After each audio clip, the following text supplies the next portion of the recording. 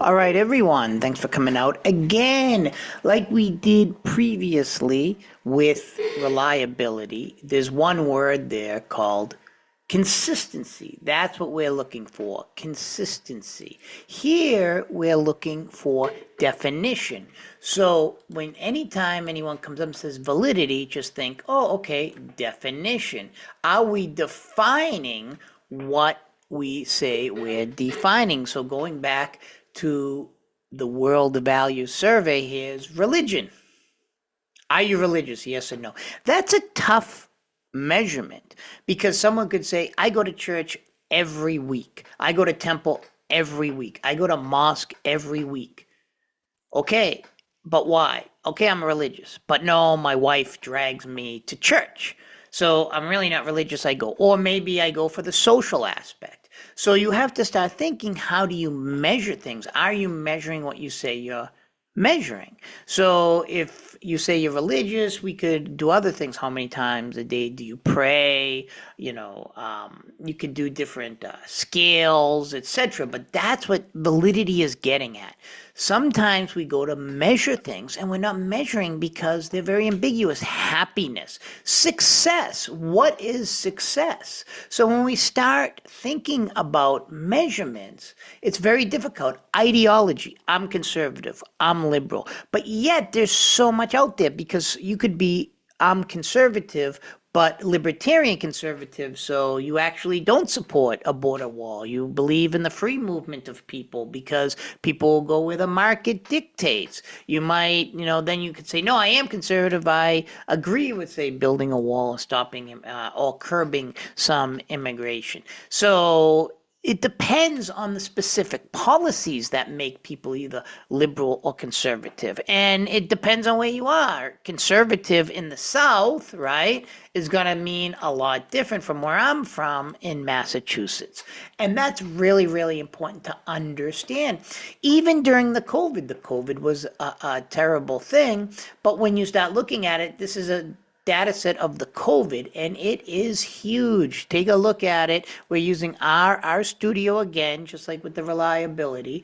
It is the free, R is the free language, and our studio is the user-friendly interface that makes it nice. But look at this, 420 and data points, but then you have all these deaths. It is difficult to measure how someone dies because she or he could have different problems. Like, for example, they have diabetes. They might have got COVID, but did they die from COVID or the diabetes? Or did they die of a heart attack, etc.? And then they're lumped in with the COVID. It's very difficult. It's not easy to always define things. And also, when we define things, do they predict things? Like everybody here knows the brutal SATs, right? And then if you want to go to law school, you have the LSATs. So the LSAC or whatever it's called. So I've written a ton of recommendations for law school. So I know a lot of people who, study very hard for that exam. So when they start doing it, but does that predict? We're using a measurement, right? SATs, or the law school exam, but does that predict how well people will do in school? Or in postgraduate law school, etc. That's one of the things that's very, very important. Are we really measuring what we want to measure? So, like, I'm from Massachusetts, so there were some great people, great students who did extremely well on the SAT scores, but then they go out in UMass and they end up doing terribly. Why? Because they're not used to all the peer pressure, the drinking, all the other stuff in the middle of UMass Amherst. And then all of a sudden they drop out. So even though they're really good at the SATs and scored very high, there are other measurements to consider how well someone will do in school. One is obviously how you deal in that social environment, how you deal with stress, how you get along with people. So this is very, very important to understand. How are we measuring how people die? How do we measure, so many different things? In this case, how do you measure religion? How do you measure if someone's religious or not? And this is very important. How do you measure someone's ideological preference? It isn't just I'm Republican, I'm Democrat, because within those two words, is a whole host of different policies that people agree with or don't agree with. So that's what validity is all about. First, how do we define it? And then other people will build on those definitions, say, well, I think you're not defining it well enough, and I'm going to define it better, right?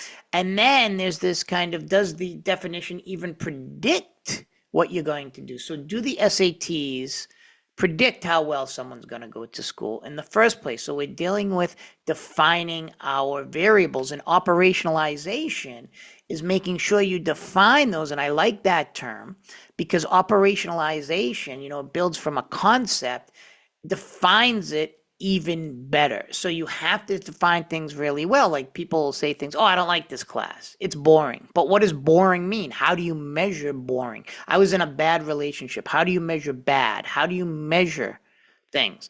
I don't like, or I do like the president or my congresswoman or, the governor. But why? How do we measure good job, bad job, right? This is where validity is really, really important. So in research, remember when you're doing any kind of research or even you're thinking generally, how do you define the variables you're dealing with? Take care, everyone.